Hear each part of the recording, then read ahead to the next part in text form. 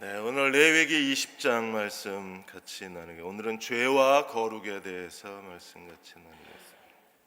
2015년도에 슈퍼맨이 돌아왔다 해서 전 국민의 사랑을 받았던 아이들이 있습니다. 배우 송일국 씨의 대한민국 만세 삼형제가 크게 사랑을 받았었는데, 이번에 그 송일국 배우 이분이 아이들에게 성탄절을 맞이해서 이웃 돕기 고구마 장사를 시켰습니다.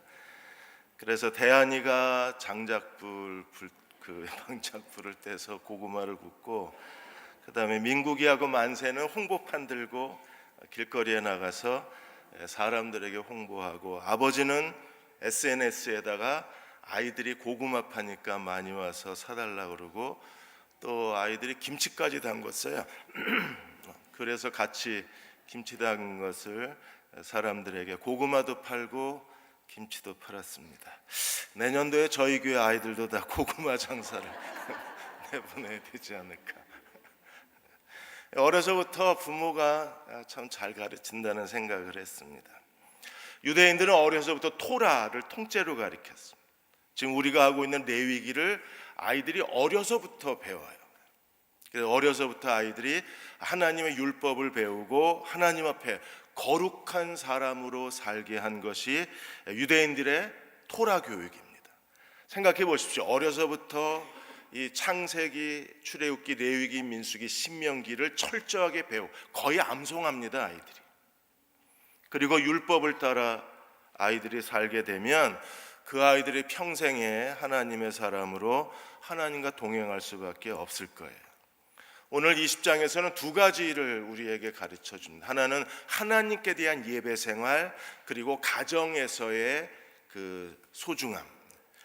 우리가 신앙생활하는데, 그리고 사회생활하는데 종교생활의 가장 기본이 하나님께 대한 예배, 그리고 가정에 대한 사랑입니다. 그래서 이 두 가지를 오늘 다시 반복해서 가르쳐요. 이 두 가지 내용은 18장에서 이미 한번 가르쳤던 내용입니다. 그래서 18장하고 20장 내용이 비슷합니다. 근데 왜 이렇게 두 번이나 얘기하냐? 18장에서는 이건 죄다라고 가르치셨고, 20장에서는 이 죄에는 어떤 형벌이 있나, 죄에 대한 형벌을 가르치신 거예요. 그러니까 같은 내용이지만 18장에서는 죄의 종류를 가르치셨고, 20장에서는 그 죄가 가져오는 형벌을 우리에게 가르치셨어요. 그 형벌은 죽음입니다. 제일 먼저 그 피가 그 머리에게로 돌아간다. 그건 하나님이 죽음을 하나님 명하신 거예요. 그 다음에 백성에게서 끊어진다. 제명 처분을 당하는 겁니다. 그리고 그것에 대한, 그 죄에 대한 배상의 책임을 물으셨어요. 그래서 죽음, 끊어짐, 배상, 이 세 가지가 오늘 20장에서 똑같은 18장의 죄에 대한 결과를 우리에게 설명하고 계십니다.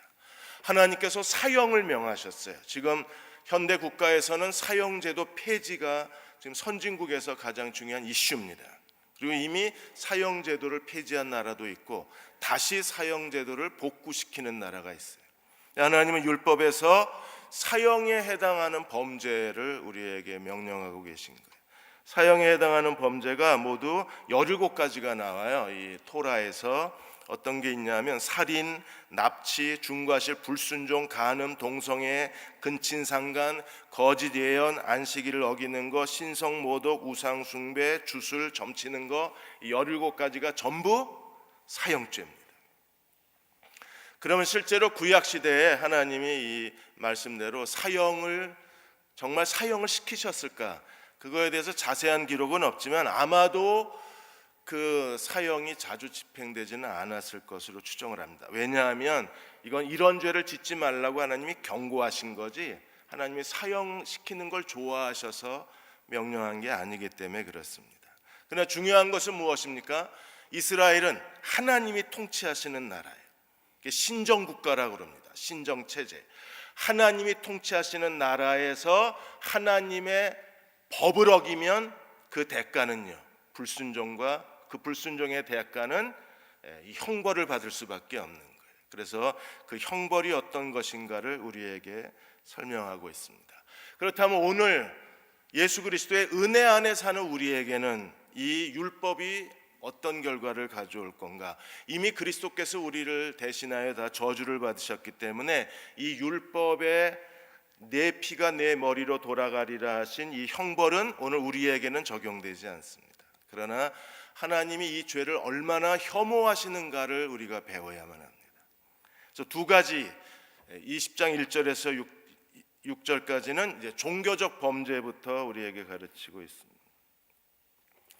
제일 먼저 20장 2절에서 5절까지는요, 몰렉에게 내 아들을 제물로 바치지 말라고 다시 하나님이 엄격하게 경고하셨어요. 2절에 너는 이스라엘 자손에게 또 이르기를, 또라고 하는 건 언제 있었다는 거죠? 어디에 있어요? 18장 21절에 하나님이 몰렉에게 절대로 내 아이들을 제물로 바치지 마라. 또 이르시기를 그가 이스라엘 자손이든지 이스라엘 거류하는 거류민이든지 이스라엘 가나안 땅에 사는 사람들은 이스라엘 백성이든 이방인이든 상관없이 하나님이 엄격하게 금하신 게 무엇입니까? 자식을 몰렉에게 바치면 반드시 돌로 쳐서 죽여라, 이렇게 돼 있어요. 왜 하나님이 이 죄를 이렇게 극도로 혐오하실까요? 3절에 하나님도 그 몰렉에게 자기 자식을 제물로 바치면 하나님도 진노하여 백성에게서 끊어버리겠다 그랬어요. 제명하거나 추방시켜버리는 거예요. 돌로 쳐 죽여라. 하나님의 진노를 받으리라. 그리고 하나님이 끊어버리시리라. 왜 그래요?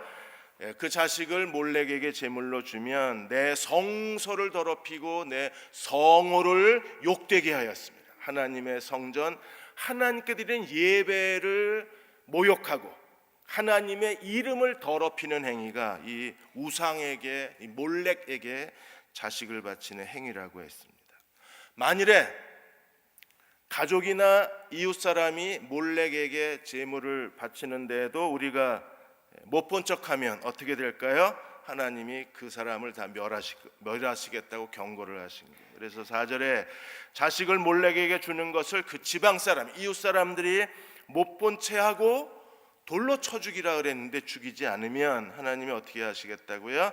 5절에 내가 그 사람과 그의 권석에게 진노하여 그를 본받은 몰렉을 음란하게 섬기는 모든 사람을 백성 중에서 어떻게 하십니까?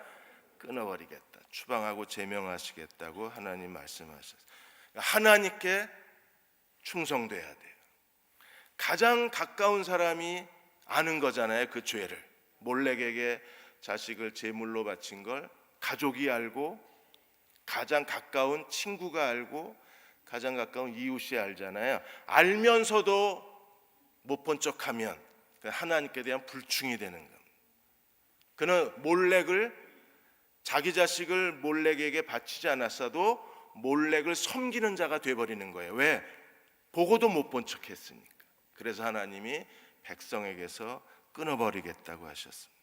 오늘 이 시대에 몰렉에게 자녀를 바친다는 건 무슨 뜻일까요? 우리가 자녀들이 하나님을 온전히 예배하는 자로 키우지 못하면 우리는 몰렉에게 우리 자식을 팔아먹는 것과 똑같아지는 거예요.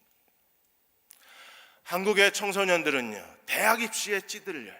좋은 대학 가야 하고, 그리고 성적을 만드는 기계처럼 아이들이 어쨌든 학교 생활에서 부모가 제일 걱정하는 게 뭐예요?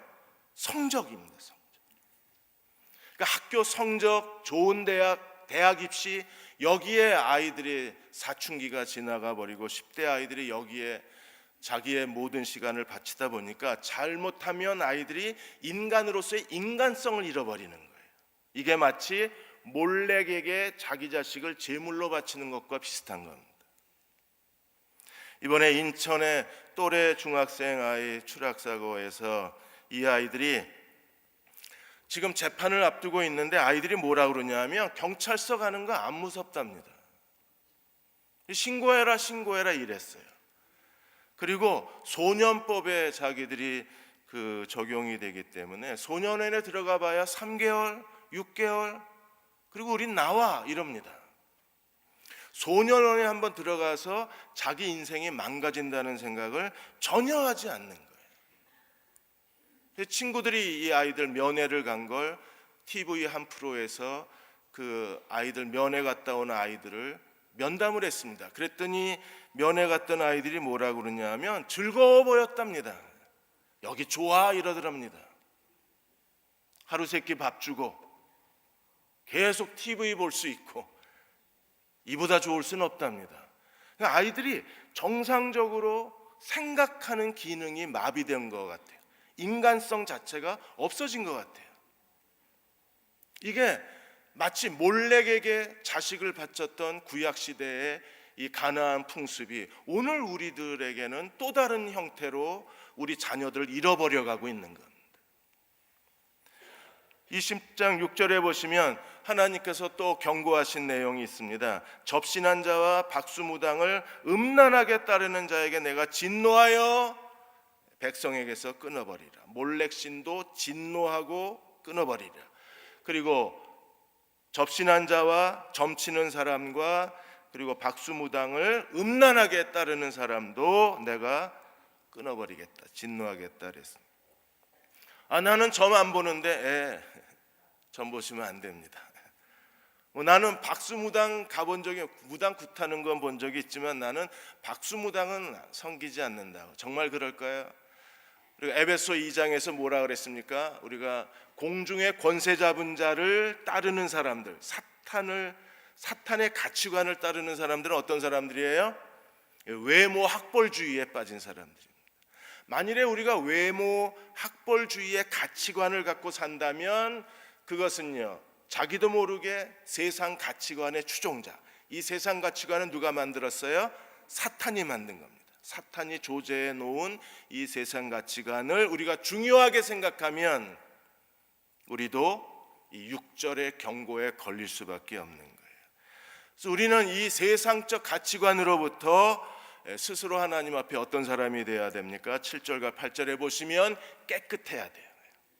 이 세상 가치관, 세상 제도로부터 우리는 하나님의 사람으로서 정결함을 지켜야 합니다. 그래서 7절에 너희는 스스로 깨끗하게 하여 거룩할지어다. 왜요? 나는 너희 하나님 여호와니라. 그래서 8절에 어떻게 우리가 깨끗해질 수 있어요? 내 규례를 지켜 행하라. 나는 너희를 거룩하게 하는 여호와니라.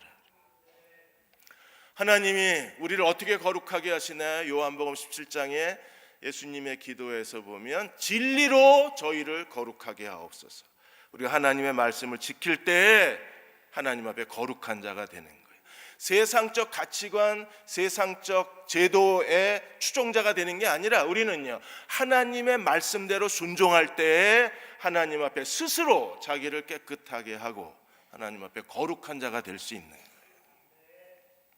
루마니아의 공산 나치의 정권에서 무려 14년 동안 나치에 저항하다가 투옥되신 분이 계십니다. 이분이 지하 9m의 감옥에 갇혀서 거기서 14년간을 갇혀 있었어요. 지하 9m면 햇볕이 들어오지 않습니다. 계절이 바뀌는 거 전혀 알지를 못합니다.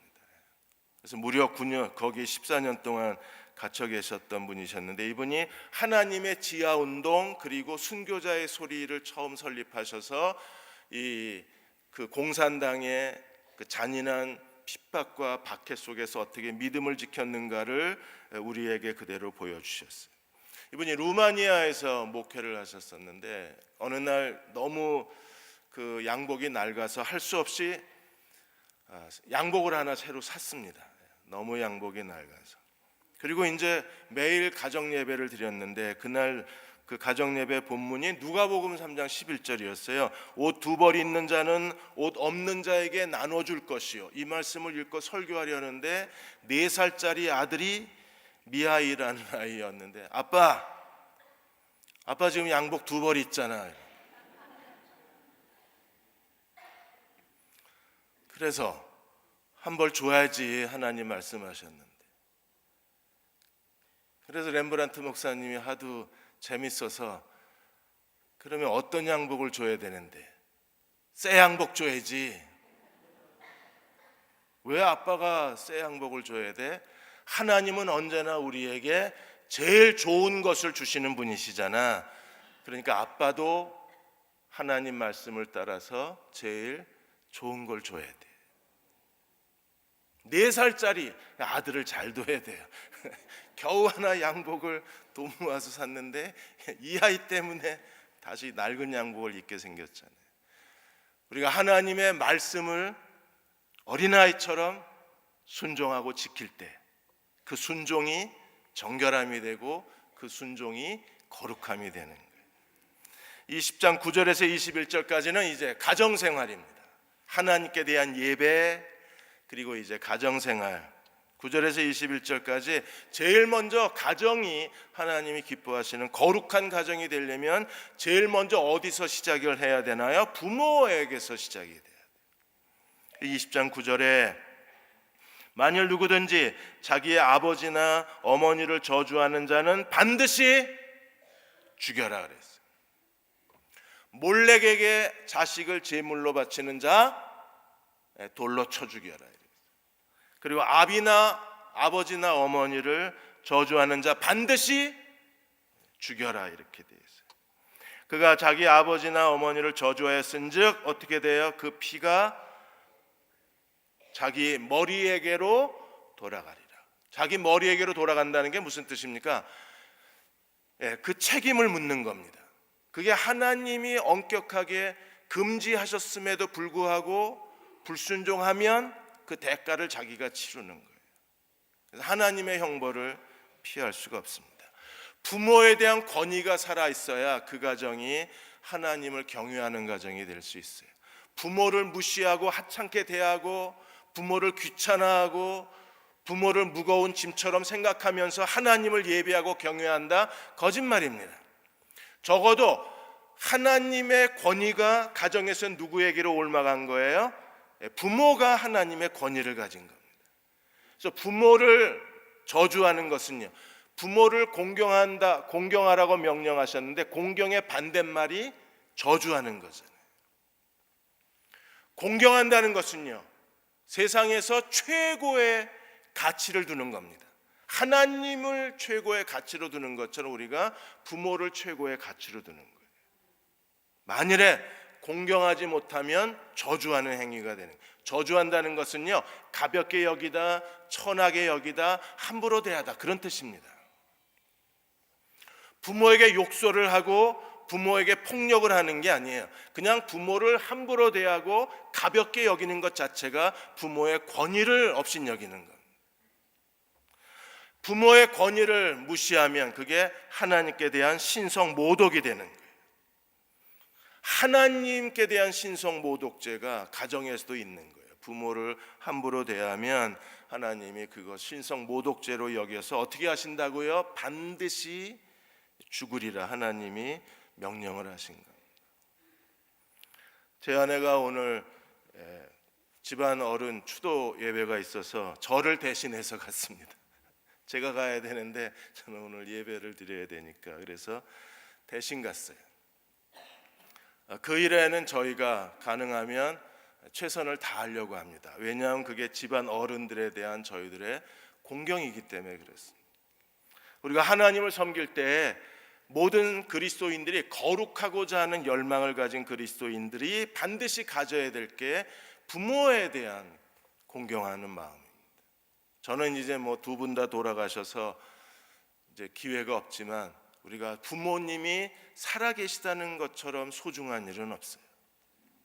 그리고 자주 가서 찾아뵙고 그리고 그분들께 사랑을 실천하는 것이 하나님을 경외하는 일입니다. 제일 먼저 하나님이 경고하신 게 부모를 저주하지 말라는. 그리고 10절에서 16절까지는 이제 가정생활을 파괴하는 가장 큰 문제가 무엇입니까? 성생활의 문제입니다. 그래서 이 가정의 그 근본이 인간의 성에 있기 때문에 이 성의 윤리가 파괴되면 가정이 파괴가 되는 거예요.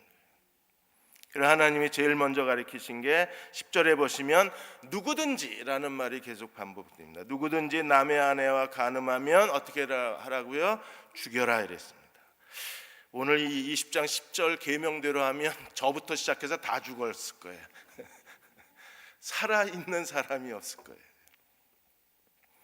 그리고 11절, 12절, 14절에서는 이제 근친상간, 가족끼리의 그런 잘못된 성관계를 주님이 경고하셨습니다. 그래서 11절에 아버지의 아내, 12절에 며느리, 13절에 동성애, 그리고 14절에 아내와 장모 뭐 이렇게 계속 나가요. 이 동성애 문제가 참 문제입니다.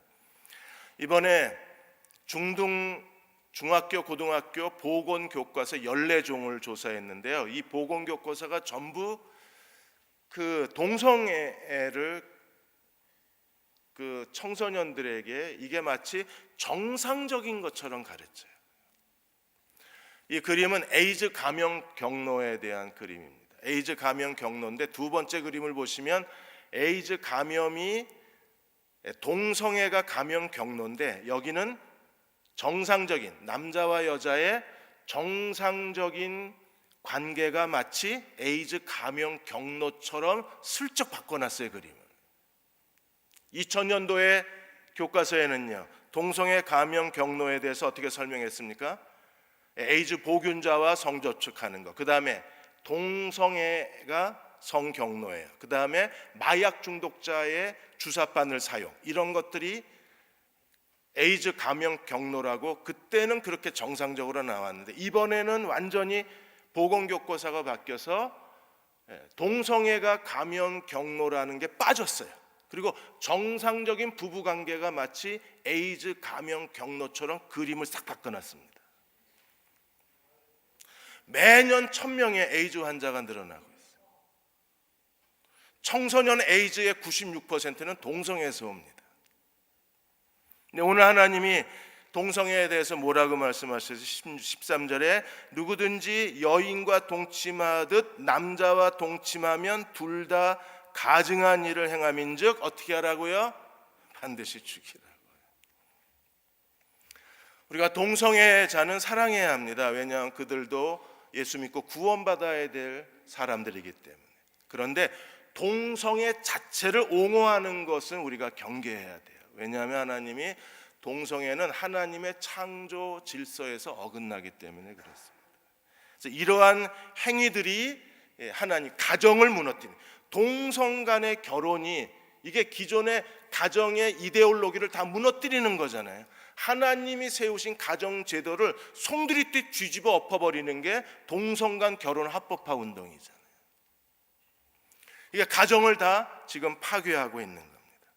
그리고 하나님이 17절에서 14절 15절에 보시면 짐승과 교합하면, 16절 짐승과 교합하면 남자 여자든 여자든 어쨌든 수간 애니멀 섹스 하면 전부 하나님이 죽여라 이렇게 명령을 하셨어요. 그리고 하나님이 처벌하시는 그런 그 가정을 파괴하는 삐뚤어진 성윤리, 잘못된 성윤리에 대해서도 경고를 하셨어요. 17절에 들으시기도 민망하시죠? 말하는 저는 얼마나 민망하겠습니까? 이 앞에 서서 빨리 지나가야 돼. 이거 왜 또 반복하셔가지고. 제가 어제부터 감기가 심해가지고 자꾸 약을 먹었더니 입안이 말라서 어제 성탄절 설교도 아주 간신히 했습니다. 하도 입이 말라서. 이 내용이 더 입이 말라요. 18장에서 한번 하셨으면 되지 20장에서 또 하셔서. 남자가 짐승과 교합하면, 그 다음에 16절에 여자가 짐승과 교합하면 반드시 죽여라 이렇게 하셨어요. 하나님 얼마나 끔찍하시겠어요. 창조주 하나님이 창조의 질서를 어기고 이렇게 난잡하게 굴면 얼마나 하나님이 부끄러우시겠어요. 그리고 얼마나 하나님이 분노하시겠어요. 그리고 17절에 보시면 자매, 아버지의 딸이나 어머니의 딸이나 부끄러운 일이라, 자매를 범하면 부끄러운 일이라 반드시 끊어버려라. 18절에 월경 중에 여인과 동침하면, 이게 사람의 생명의 근원이잖아요. 거기서 사람이 태어나는 거잖아요.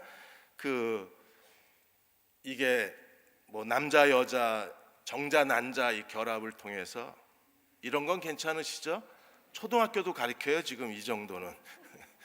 그러니까 그 생명의 근원이기 때문에, 그래서 하나님이 18절에 뭐라 그러셨냐면, 남자는 그 여인의 근원을 드러내었고 여인은 자기의 피의 근원을 드러냈기 때문에, 생명의 시작을 더럽혔기 때문에 반드시 끊어버려라, 이렇게 하나님이 명령을 하신 거예요. 그 다음에 19절에 이모나 고모, 그 다음에 20절에 숙모, 숙모는 특별히 자식 없이 죽는 저주를 하나님이 더하셨어요. 그 다음에 21절에 형제의 아내, 형수나 제수나 형제의 아내를 데리고 살면 더러운 일이라. 이걸 침례 요한이 헤롯을 책망한 게 이 죄예요. 동생의 제수를, 헤로디아가 동생의 제수잖아요. 그 헤로디아하고 헤롯이 결혼한 걸 책망한 게 이 구절에서 침례 요한이 책망을 한 겁니다. 그래서 자식이 없으리라 하나님이 저주를 하셨습니다. 그러므로 오늘 우리가 내년도 2019년도 교회 표가 뭐예요? 사랑으로 소문난 교회를 세우는 거예요. 왜? 가정이 하나님 앞에 거룩해야, 그래야 모든 가정을 통해서 하나님 나라가 거룩해질 수 있는 거예요. 몰렉에게 제사를 드리지 말고, 신접하지 말고, 무당을 음란하게 섬기지 마라. 하나님께 대한 예배가 살아있어야 합니다. 그리고 가정이 살아있어야 돼요. 저희가 2019년도에 하고 싶은 일이, 아이들이 다 함께 모여서 하나님을 예배함으로 예배를 살려내고 싶습니다. 아이들이 다 함께 모여서 하나님을 뜨겁게 예배하고, 그리고 거룩한 예배의 불 가운데 아이들이 예배의 전사가 되고 거룩한 예배자가 되면, 더 이상 아이들이 몰렉신에게 이 세상 가치관에 우리가 아이들을 팔아넘기지 않을 수 있어요. 그 아이들이 세상 가치관의 노예로 살지 않을 수 있어요. 진정으로 아이들이 해방되어져서 하나님을 위한 거룩한 사람으로 살 수 있는 건 예배가 살아나야 합니다. 그래서 예배를 살아내기 위해서 지금 교회에서 하고 있는 일들이, 모든 주일학교 부서가 연합으로 예배를 드리는 거예요. 왜? 함께 모여 예배할 때 하나님이 더 큰 거룩한 불이 임하시기 때문에 그렇습니다. 그리고 가정도 우리가 살려내야 합니다. 지금은 이 동성애 이데올로기, 지금 결혼하지 않는 젊은이들, 그리고 아이를 낳지 않는 이 사회 구조, 이 모든 게 다 가정을 무너뜨려 가고 있는 거예요. 가정이 무너지면 하나님 나라가 무너지는 겁니다. 그래서 다시 가정을 살려내야 돼요. 성경적 가정으로 살려내야 합니다. 그 일이 바로 사랑으로 소문난 가정을 세우는 일입니다. 이렇게 예배가, 하나님께 대한 예배가 살고, 그리고 가정의 진정한 성윤리가 살아나서 거룩한 가정이 되면 하나님이 거룩해지시는 거예요. 그래서 오늘 22절에서 26절까지 하나님이 거룩에 대해서 한 번 더 우리에게 명령하고 계신 겁니다. 22절에 너희는 나의 모든 규례와 법도를 지켜 행하라. 반드시 법도와 규례를 지켜 행해야 합니다. 법도와 규례를 지켜 행하면 어떻게 돼요? 8절에 뭐라고 그랬어요? 너희가 거룩해지리라 그랬어요. 우리는 이 세상에서 거룩한 하나님의 사람으로 살아야 합니다. 우리가 거룩하지 않으면 하나님이 가나안 땅에서 우리를 토해버리시겠다 그러셨어요. 하나님 나라에서 우리가 토해버리는 거예요. 요한계시록에서 주님이 뭐라고 경고하셨어요? 라오디가 교회에 대해서 경고하신 게 무엇입니까? 차든지 뜨겁든지 하라. 미지근하지 마라. 미지근하면 내가 너희를 토해버리겠다 그러셨어요. 어떤 사람이 하나님이 토해버리는 사람입니까? 하나님의 백성으로 구원받았는데 거룩한 백성으로 살지 못하면 토해버리겠다는 거예요. 그래서 반드시 우리는 하나님 나라에서 하나님의 규례와 법도에 순종하고 살아야 합니다. 그래야 토해내지 않으십니다. 하나님이 여호수아와 이스라엘 통해서 가나안 7 족속을 다 전쟁으로 정복해 버리셨습니다. 이 하나님이 가나안 족속을 토해 버리시는 거예요. 하나님이 토해 버리셨는데 어떻게 토해 버리셨습니까? 여호수아와 이스라엘 백성을 통해서 가나안 민족을 다 멸절해 버리심으로 토해 버리신 거잖아요. 이 가나안 땅 민족을 왜 하나님이 토해 버리셨습니까? 23절에 너희는 내가 너희 앞에서 쫓아내는 모든 족속의 가나안 족속의 풍속을 따르지 마라. 가나안의 대표적인 풍속 2가지가 무엇입니까? 하나님이 가나안의 풍속을 따르지 마라. 하나님이 이 가나안 풍속을 가증하다 그러셨어요. 가나안 풍속 첫 번째가 무엇입니까? 몰렉신. 자식을 마치 자기 소유인 것처럼 착각해서 자식을 자기 잘되게 해달라고, 자기 성공하게 해달라고, 자기 건강하게 해달라고 자식을 몰렉신에게 제물로 바치는 것. 이 몰렉신 숭배가 하나님이 정말 가증히 여기시는 거예요. 또 하나가 이 난잡한 성윤리, 성에 대한 기본 질서가 없고 성에 대한 윤리를 잃어버렸고 성에 대한 존중심을 잃어버린 거야. 하나님이 사람을 창조하셨을 때 남자와 여자를 창조하셨어요. 그런데 이 하나님이 창조하신 남자와 여자의 성윤리가 다 무너져 버린 거예요. 그게 가나안 풍습입니다. 그래서 바알과 아세라 숭배는요, 그들이 바알과 아세라 숭배하면서 신에게 드리는 제사는 반드시 이 혼합, 이 성적 혼합 그 파티가 같이 열리는 거예요. 거기에 여러분 그 영화에 보시면 그 이방신에게 제사를 드리는데 모든 남녀가 다 뒤섞여서 광란의 밤을 보냅니다. 그게 이방신의 제사예요. 하나님이 만드신 성의 그 거룩한 가치관이 다 무너져 버린 거예요. 요즘 젊은이들이 왜 결혼 안 합니까? 결혼 안 해도 자기의 성적 욕구를 채울 수 있는 기회가 어디나 있으니까 결혼을 해야 될 이유를 못 느끼는 거예요. 문만 열고 나가면 자기 욕구를 다 채울 수 있으니까. 이게 가나안 땅입니다. 그래서 가나안 풍습을, 이 가나안 풍습, 가증한 풍습 때문에 하나님이 가나안 족속을 토해버리신 거예요. 어떻게 해요?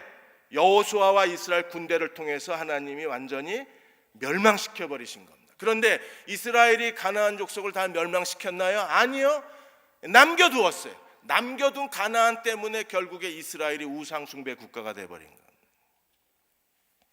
그래서 오늘 우리도 이 가나안 땅 풍습을 극히 경계해야만 합니다. 그래서 24절에 하나님이 이 가나안 풍습의 땅을 하나님이 어떻게 하셨어요? 가나안 땅을 이스라엘에게 유업으로 주셨어요. 이 더러운 땅, 하나님이 가증히 여기는 그런 풍습을 가진 땅, 몰렉신 숭배, 그리고 이 난잡한 성생활의 이교도들의 생활, 이런 더러운 땅을 하나님이 이스라엘 백성에게 유업으로 주신 거예요. 그래서 24절에 내가 전에 너희에게 이르기를 너희가 그 땅을 기업으로 받을 것이라 그 땅 곧 젖과 꿀이 흐르는 땅을 내가 너희에게 주어 유업으로 삼게 하였느니라. 그러므로 이 가나안 땅에서 이스라엘 백성 어떻게 살아야 됩니까? 구별된 백성으로 살아야 돼요. 구별이 거룩한 겁니다. 거룩이 뭐예요? 구별된 거예요. 어떻게 구별됐어요? 하나님을 위하여 따로 떼어놓은 거예요. 이건 하나님 거예요. 그래서 하나님께 따로 떼어놓은 백성이, 모든 열방 가운데 하나님께 구별된 백성이 이스라엘 백성들이에요. 오늘도 전 세계의 많은 민족과 종족 가운데 누가 구별된 사람입니까? 예수 그리스도를 믿고 구원받은 우리가 하나님께 구별된 사람들입니다. 우리가 사는 세상은요, 젖과 꿀이 흐르는 이 땅은요, 몰렉신을 섬기고 성윤리가 파괴된 더러운 땅입니다. 가증한 땅입니다. 그 안에서 우리는 구별된 하나님의 백성으로 살아야 되는 거예요. 이 구별됨이 바로 거룩한 거예요. 그래서 25절에 이스라엘 백성은요, 반드시 하나님 앞에 정결한 백성이 돼야 돼요. 구별은 정결함이기 때문에. 그래서 음식도 정결해야 합니다. 그래서 25절에 짐승이 정하고 부정함과 새가 정하고 부정함을 구별하고, 먹는 것도 구별해야 돼요. 모든 삶 전체가, 일상생활에서 하나님의 백성은요, 세상 사람과 구별되어 살아야 합니다. 새나 짐승이나 정결하고 부정한 것을 구별해서 하나님이 뭘 원하시는 거예요? 너희의 몸을 더럽히지 마라. 먹는 거에서부터 우리 몸의 생존이 이루어지기 때문에, 그래서 하나님은 먹는 것조차도 정결한 것만 먹어라. 왜 그렇게 살아야 돼요? 우리는 구별된 사람이기 때문에. 옆 사람 한번 쳐다보십시오. 그분은 구별된 하나님의 사람입니다. 함부로 대하시면 안 됩니다. 그분은 하나님께 구별되신 분입니다.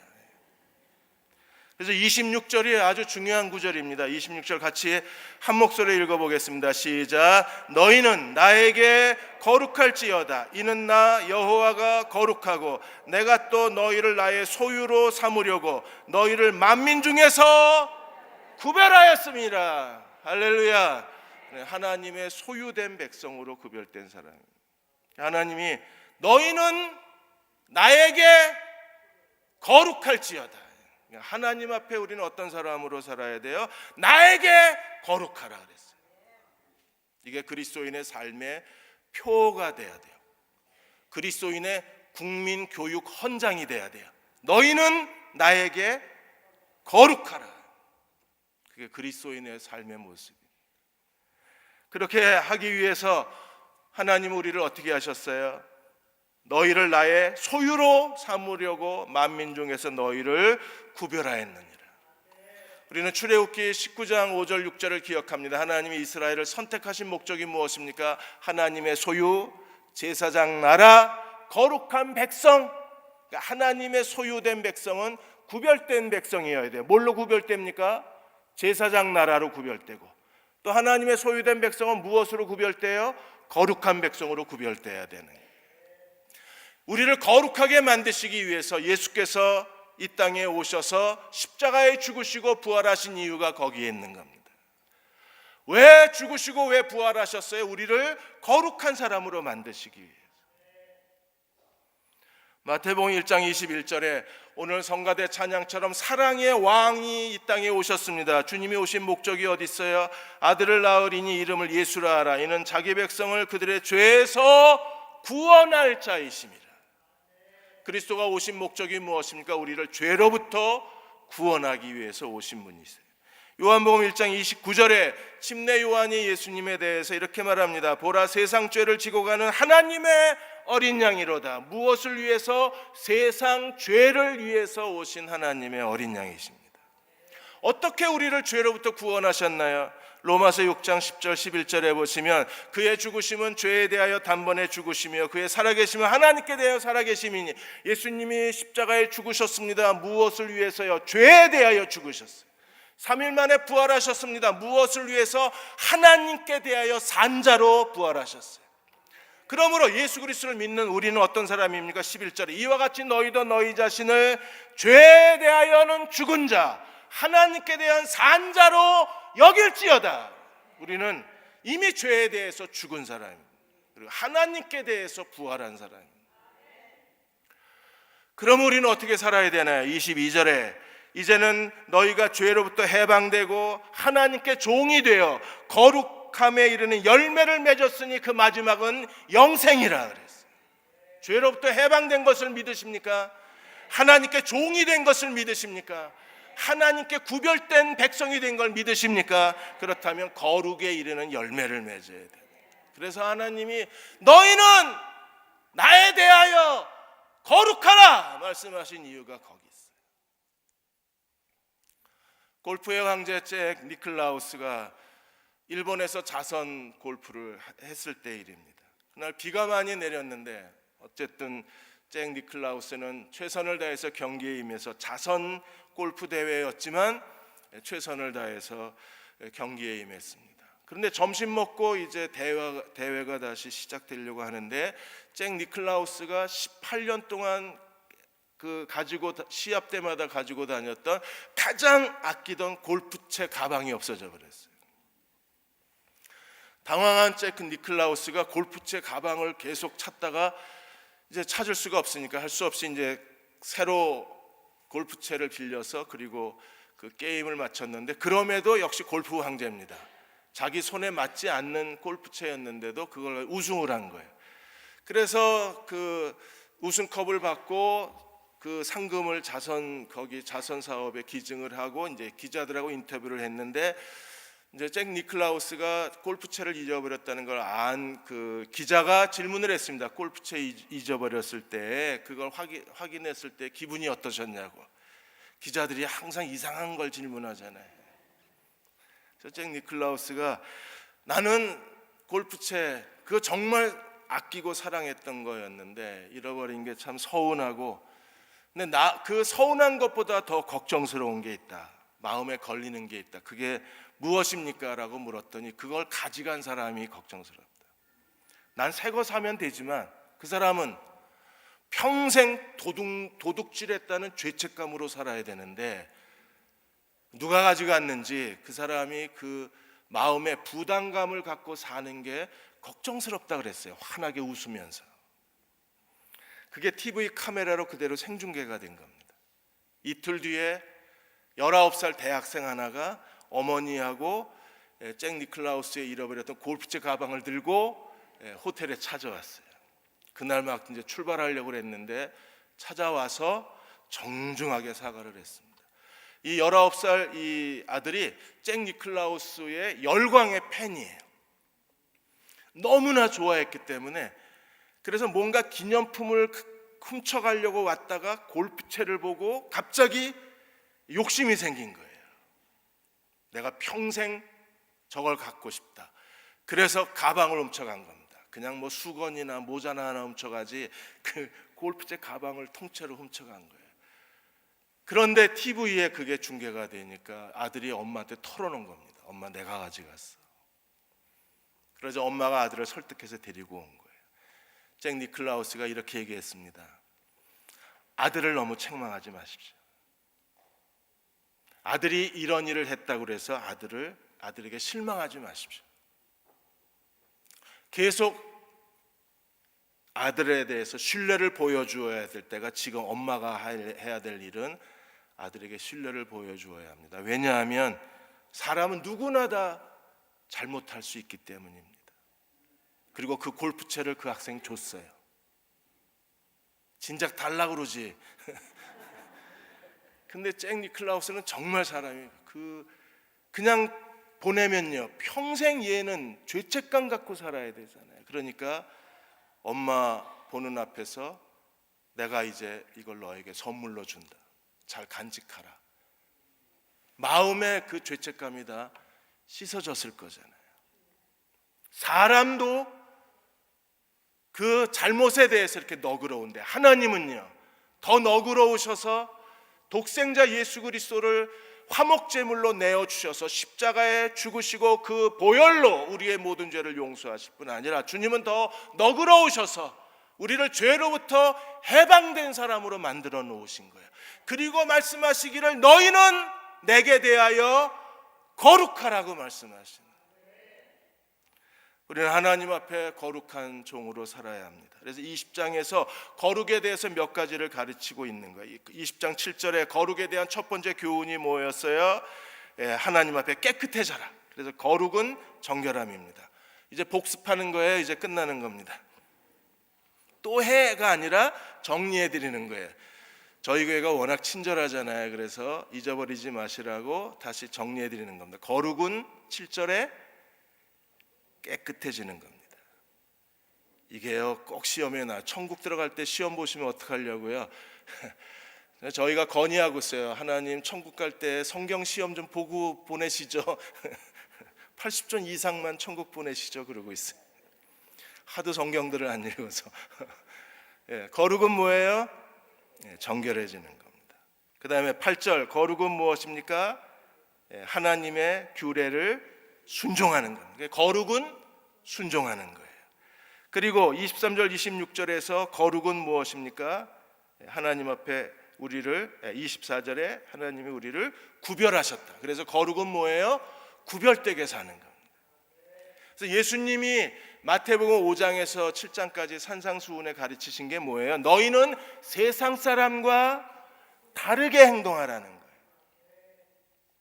세상 사람들은요 사람을 죽여야 살인입니다. 근데 그리스도인은 달라요. 우리는 미워만 해도 살인이에요. 세상은 죽여야 살인입니다. 저는 지금까지 한 번도 살인한 적이 없습니다. 세상 가치관으로 보면. 그런데 예수님의 가치관으로 보면 저는 진짜 무기징역을 당할 살인자입니다. 왜요? 미움은 살인이라 그랬습니다. 저 자신을 다른 사람을 미워한 게 아니라 제가 저를 미워할 때가 너무 많아요.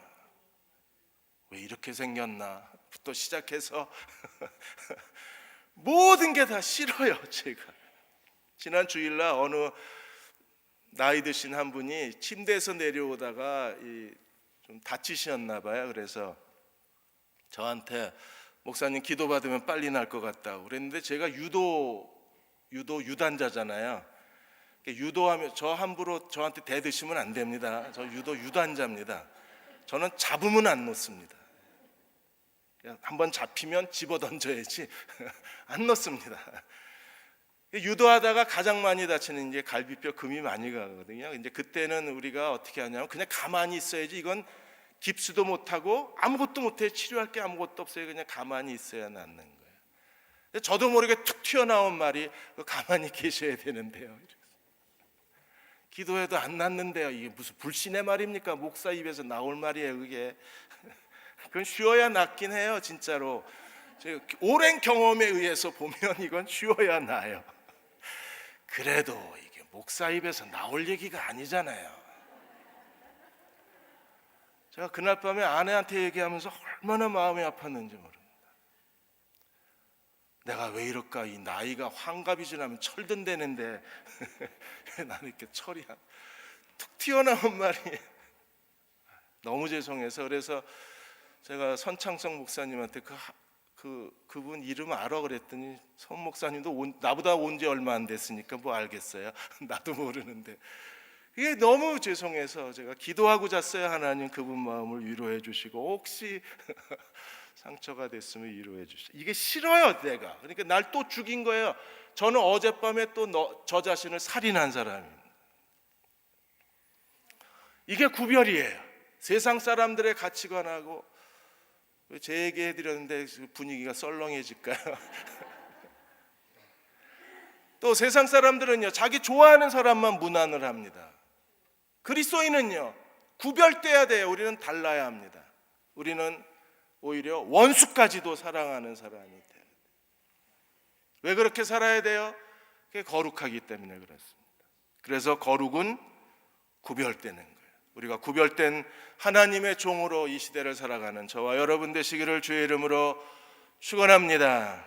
같이 기도하겠습니다. 너희는 내 규례를 지켜 행하라.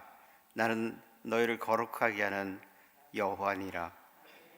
이제는 우리 주 예수 그리스도의 은혜와 아버지 하나님의 크신 사랑하심과 성령의 교통하심이 말씀에 의지해서 거룩하게 살기 원하는 귀한 지체들 위해 이제부터 영원토록 함께 하시옵기를 간절히 축원하옵나이다.